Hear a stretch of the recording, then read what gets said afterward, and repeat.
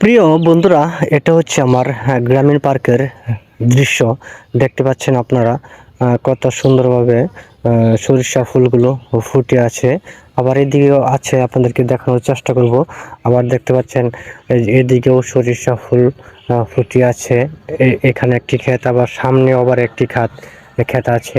তারপরে এদিকে পাশাপাশি অনেক শাকসবজি লাগানো হয়েছে। এটা হচ্ছে আপনার মরিচ ক্ষেত, পাশাপাশি এটা হচ্ছে আপনার কি বলে এটা হচ্ছে পেঁয়াজ ক্ষেত, সামনে আছে মূলা ক্ষেত, আবার এদিকে কলা বাগান।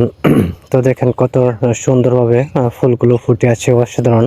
আমার কাছে ফুলগুলো খুবই লাগতেছে। আসলে গ্রামীণ পরিবেশ মিলিয়ে সবকিছু, শাকসবজি মিলিয়ে, গাছপালা মিলিয়ে, কলা বাগান মিলিয়ে সবকিছু অসাধারণ লাগতেছে। আসলে আপনাদের কাছে ফুলগুলো কেমন লাগে এবং গ্রামীণ পরিবেশগুলো কেমন লাগে অবশ্যই জানাবেন। এই সামনেই দেখা যাচ্ছে অন্তর জ্বালা, দিলের জ্বালা, মনের জ্বালা, প্রাণের জ্বালা, দেহের জ্বালা, সব জ্বালা এখানেই আছে। সামনে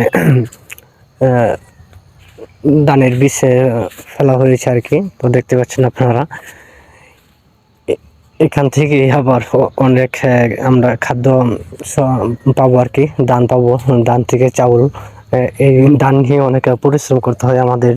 কৃষক যারা আছে গ্রাম অঞ্চলে, যারা কৃষিকাজ করে তারাই বুঝে এই ছোট ছোট ধান থেকে কীভাবে আবার ধান উৎপাদন করা যায় আর কি, বীজ থেকে। সেটা অনেক পরিশ্রম করে আর কি। যাই হোক, এখানে আবার আছে মরিচ ক্ষেত, সামনে আবার আছে আপনার পেঁয়াজ ক্ষেত। সব কিছু মিলিয়ে অসাধারণ। আসলে এটা হচ্ছে বিকালবেলার দৃশ্য।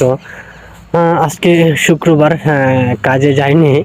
আসলে কি করব বলেন বন্ধুরা, যে প্রচুর পরিমাণ এখন আমাদের ময়মনসিংহেও প্রচুর পরিমাণ ঠান্ডা পড়েছে। দেখতে পাচ্ছি এখন বাংলাদেশে প্রায় অনেক জায়গাতেই ঠান্ডা পড়েছে, শীত পড়েছে, কুয়াশা পড়েছে। ফেসবুকে দেখি অনেকে পোস্ট করে যে প্রচুর ঠান্ডা আসলে।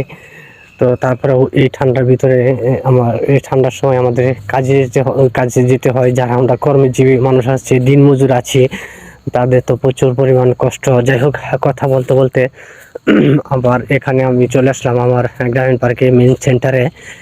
এটা হচ্ছে গ্রামীণ পার্কের মেইন সেন্টারে সরিষা ক্ষেত। এটা ওইগুলোর আগে আপনার এই ফুলগুলো আগে ফুটেছিল।